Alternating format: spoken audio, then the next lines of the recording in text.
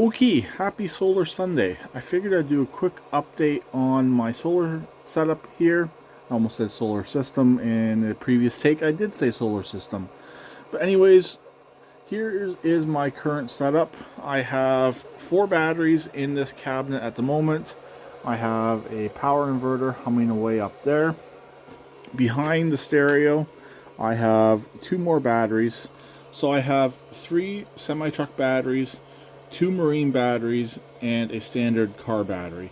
I do have 2 wheelchair gel batteries that still need to be hooked back up and put back into the setup.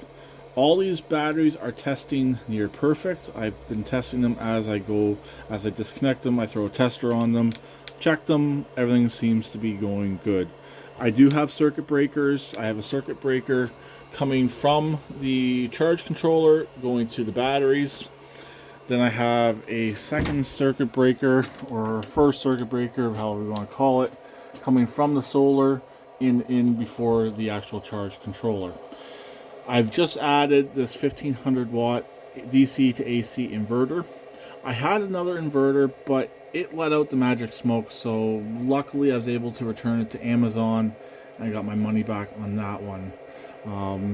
I guess it's kind of a common problem with those inverters. I did do a video on it.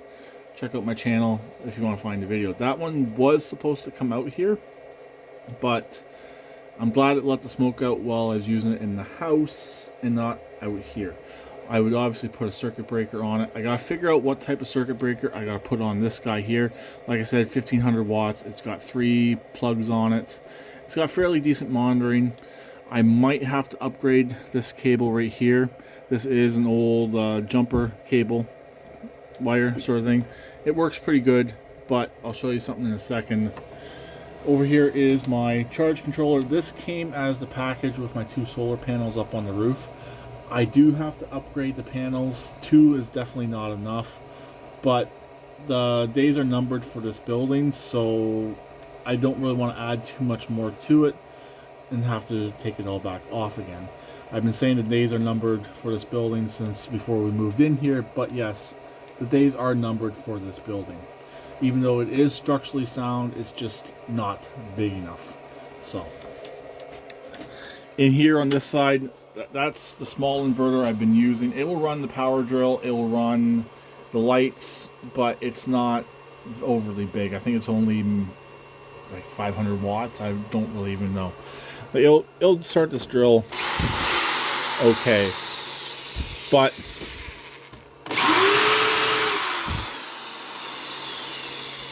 yeah, it does okay. So anyways, that's pretty much the setup I have at the moment.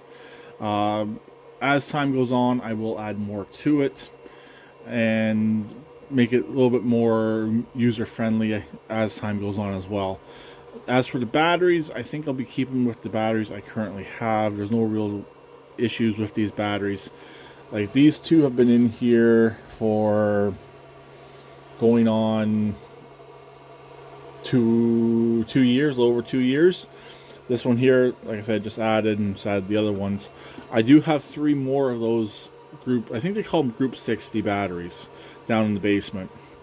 They're actually on the other inverter when the other inverter let out the magic smoke. So they're still good. I've been keeping them charged, keeping them sulfated and everything that needs to be done with them. Last time I tested them, everything's still coming up perfectly fine on those batteries. So they're still good if I do want to add those to it. But again, I'm kind of getting into the full range of my capabilities of making energy. With only 2 panels and being able to want to run stuff in here, I'm kind of at my max at the moment. I would think, at least. So that's pretty much what I'm at. I'm at my max on what I can make versus how much capacity I have. So need more energy to bring in before I can have any more capacity. So that's where we're at the moment. That bundle of wires is for my subwoofer.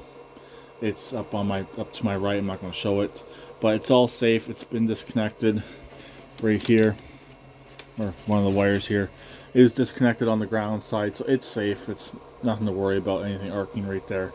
Also, the wires are wrapped up separately on the ends too. So anyways, that's pretty much it for my solar setup.